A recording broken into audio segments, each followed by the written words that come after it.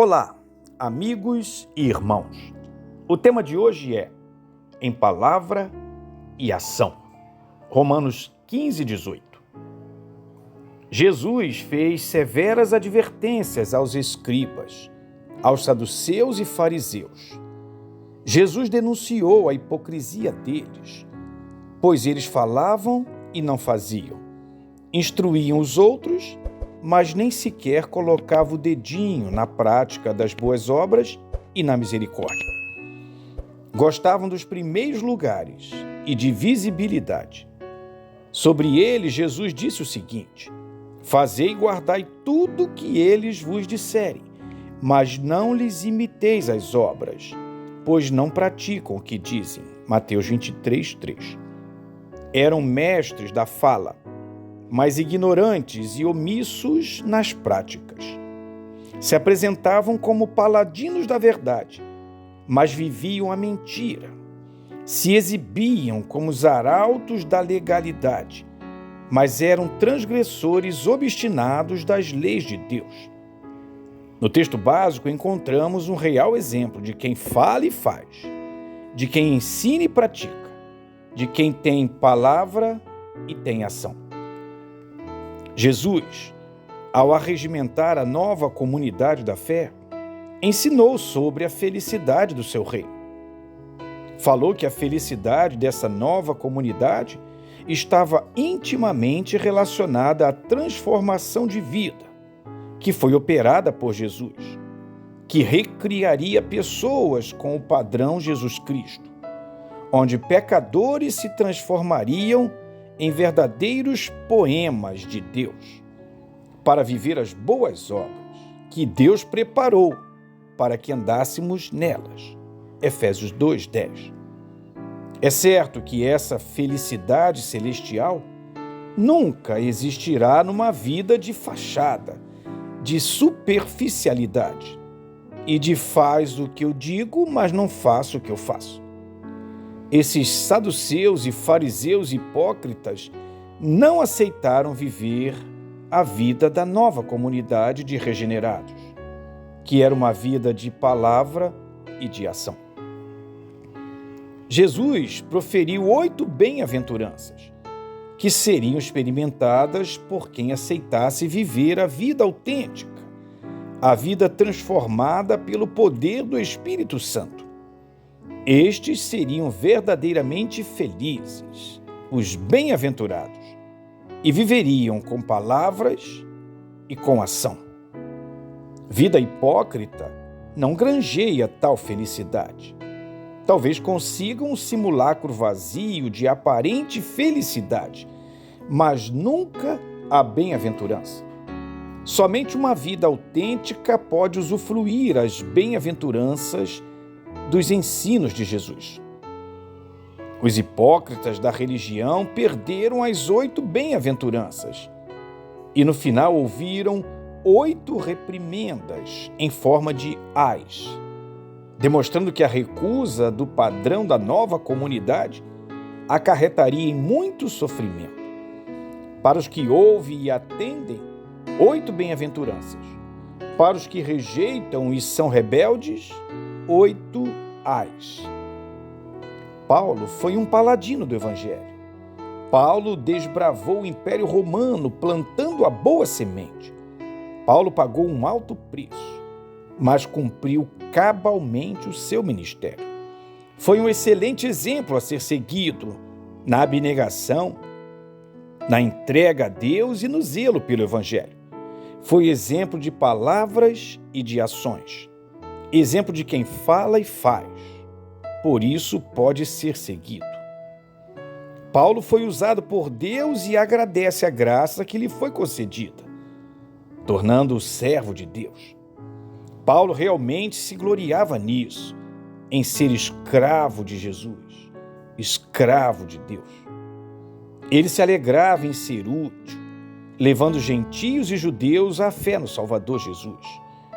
Foi dotado dos dons e de poder para falar e operar sinais, de modo que desde Jerusalém e arredores até o Ilírico, ele anunciasse o Evangelho. É comum ouvirmos muito e vermos pouco. Muitas palavras, mas pouca ação. Ouvimos a verdade, mas carecemos de vidas verdadeiras. Cantamos o certo, mas omitimos a prática. Continuaremos a cantar sim. Não quero viver para mim mesmo, eu quero servir e o amar, irmão. Compartilhar e dividir tudo que tenho com você. O meu amor, meu coração, meu lar e até o pão. Continuaremos sim com as belas canções, mas buscaremos a graça da coerência, das palavras e das ações. A hipocrisia e as máscaras sempre causaram prejuízos ao reino. Atrapalham a disseminação do genuíno evangelho. Paulo disse que estes aparecerão nos tempos terríveis, com aparência de piedade, mas negando o seu poder. São nocivos e sua companhia desprezível. Paulo disse: afaste-se também destes. Foi a orientação apostólica. Os guerreiros de Jesus são bem diferentes destes e estarão sempre buscando a coerência da palavra com a ação. Falarão do Evangelho e não negarão o seu poder na vida. Ainda que a besta, o dragão e os poderes mundanos se embriaguem com o sangue dos santos, será o sangue dos santos e fiéis, nas palavras e nas ações. Apocalipse 17:6. Paulo deixou claro que o seu trabalho foi em palavra e ação. O que ele falou, ele viveu. Paulo provou suas palavras com suas ações. A mensagem dele foi ratificada pelo seu exemplo. O que Paulo falou foi confirmado pelos bereanos. Até seus inimigos tiveram que inventar, distorcer e difamar para ofuscar seus ensinos, mas se rendiam às suas ações. Como disse Tértulo, esse Paulo é uma peste. Para Tértulo, uma peste. Para Deus, um vaso escolhido. Neste vaso escolhido e nos servos fiéis, as palavras e as ações não se separam, sob pena de se alcançar adeptos vazios, sem compromisso que permanecem perdidos. Paulo falava e fazia, tinha discurso e tinha vida. Paulo sabia que era um modelo a ser seguido. Ele podia, com autoridade e credenciado por Deus, exortar: sejam meus imitadores, como eu sou de Cristo.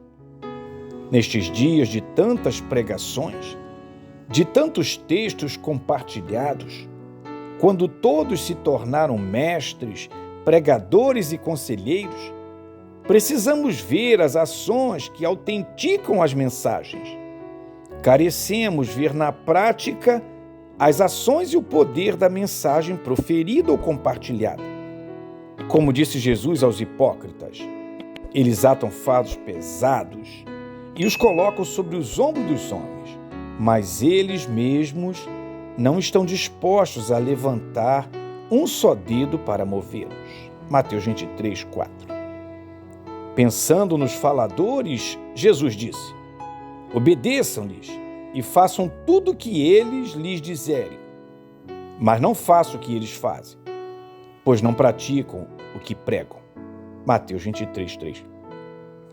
Como a lei da biogênese diz que vida gera vida, não podemos acreditar que pregadores e compartilhadores sem vida prática possam produzir vida espiritual.